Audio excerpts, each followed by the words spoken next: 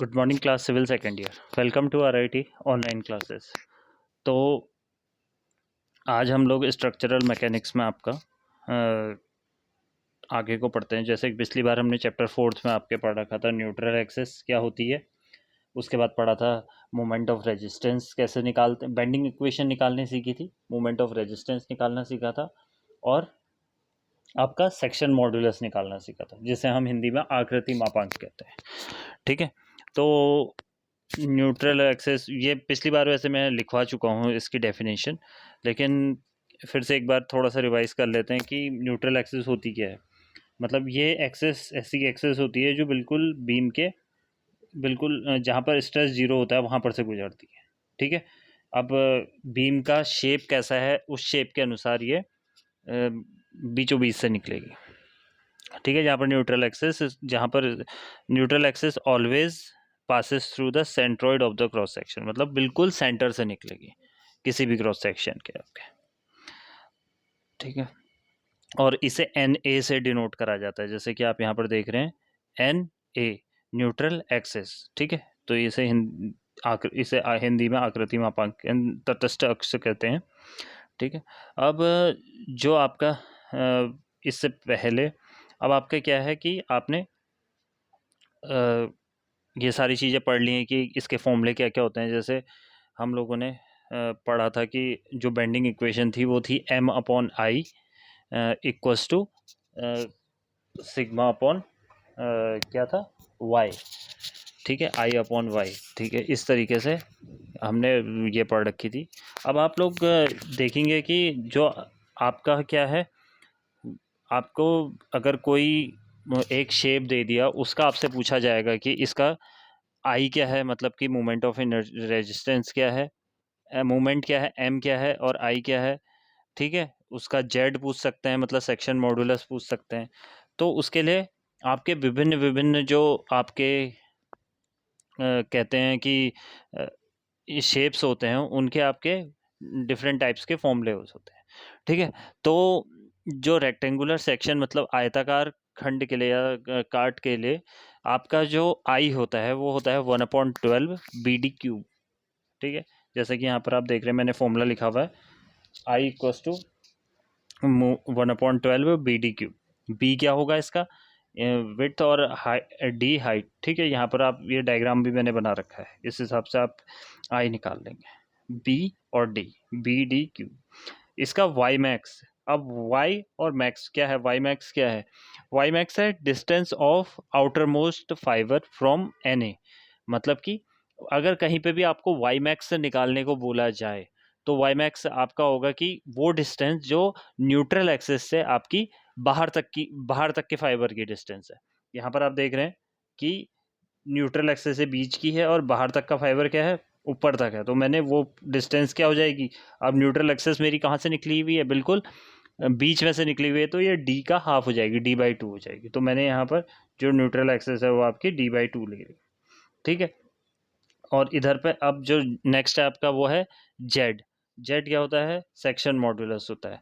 तो section modulus का formula होता है आई अपॉन वाई, मतलब कि आई ऊपर दे रखा है 1/12 BD³ और नीचे वाई दे दिया है d/2। तो इन दोनों को मैं पुट करूंगा फॉर्मूले में आई अपॉन वाई, तो मेरे पास ये निकल जाएगा 1/6 BD³। तो इस तरीके से आप एक रेक्टेंगुलर सेक्शन का क्या निकाल सकते हैं, आई वाई और जेड। तो ये आपका है रेक्टेंगुलर सेक्शन।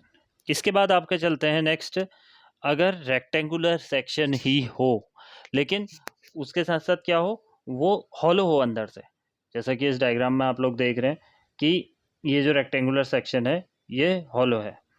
तो हमने क्या कर रखा है कि इसका जो बाहर वाला हाइट है उसको हमने कैपिटल डी ले लिया और अंदर वाली हाइट हमने स्मॉल डी। वैसे बाहर वाली विड्थ कैपिटल बी और अंदर वाली विड्थ स्मॉल बी। तो हमारा जो फॉर्मूला बनता है यहाँ पर वो बनेगा आई का 1/12 BD³ minus small BD³, capital BD³ minus small BD³। उसके बाद y का फॉर्मूला सीधे सीधे, अब वो तो ऑब्वियस सी बात है कि जो इसका कैपिटल D है उसका बाई 2 करेंगे तो इसका सेक्शन मॉडुलस से मतलब इसके न्यूट्रल एक्सिस से वो डिस्टेंस मिल जाएगी बाहर तक की, तो वो d/2 हो जाएगी। z वही आई अपॉन वाई करके 1/6 इसकी वैल्यू आ रही है b d cube minus b d cube upon D, capital D. तो इस तरीके से आपका क्या हो जाएगा, इसका आई वाई और जेड निकलेगा।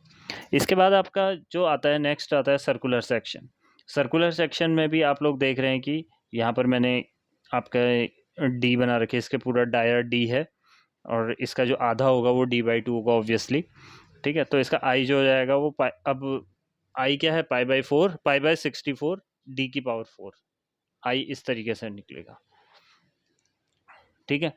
तो आई इसका निकला मतलब π/64 इंटू d⁴।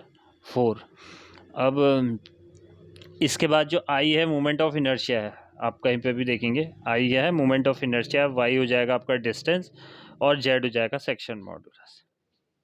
इसके बाद अब जो नेक्स्ट है, एक तो सर्कुलर सेक्शन था ही, लेकिन अगर सर्कुलर सेक्शन आपका कैसा हो, हॉलो हो, मतलब कि अंदर से खाली हो, खोखला हो, तो इसका फॉर्मूला हो जाएगा π/64 तो वैसे ही रहेगा d⁴ capital d⁴ minus small d⁴। जैसे मैंने ये दोनों का डाया दिखा दिया आपको, बाहर से कैपिटल 64, अंदर से स्मॉल डी, बाहर का वाला कैपिटल डी स्मॉल।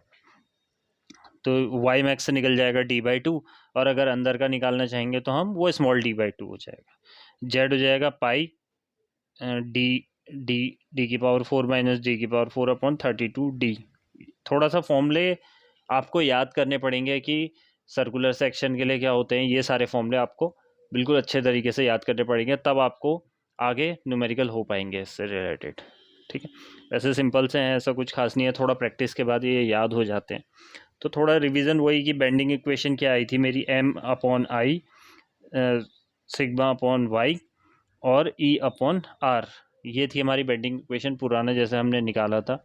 m था यहाँ पर मोमेंट ऑफ रेजिस्टेंस, I था हमारा मोमेंट ऑफ इनर्शिया, सिग्मा था बेंडिंग स्ट्रेस, ठीक है। y था आपका डिस्टेंस, वही जो डिस्टेंस मैंने न्यूट्रल एक्सिस से, r बताया मैंने रेडियस ऑफ कर्वेचर, और E बताया मैंने यंग्स मॉडुलस ऑफ इलास्टिसिटी, जैसा कि पुराने उससे पिछले चैप्टरों से चल रहा है। E हमारे पास यंग्स मॉडुलस ऑफ या R, ठीक है। ये सारे हमारे फॉर्मूले हो गए। उसके बाद मोमेंट ऑफ रेजिस्टेंस जो मैंने पिछली बार आपको दिखाया था कि m/i जो होता है वो, जैसे मैंने इसी बेंडिंग इक्वेशन से एक इक्वेशन ले ली m/i सिग्मा b/y, उसके बाद मैंने यहाँ से i को ऊपर भेज दिया उस साइड इक्वल्स टू के, और m यहाँ से मैंने फाइंड आउट कर लिया।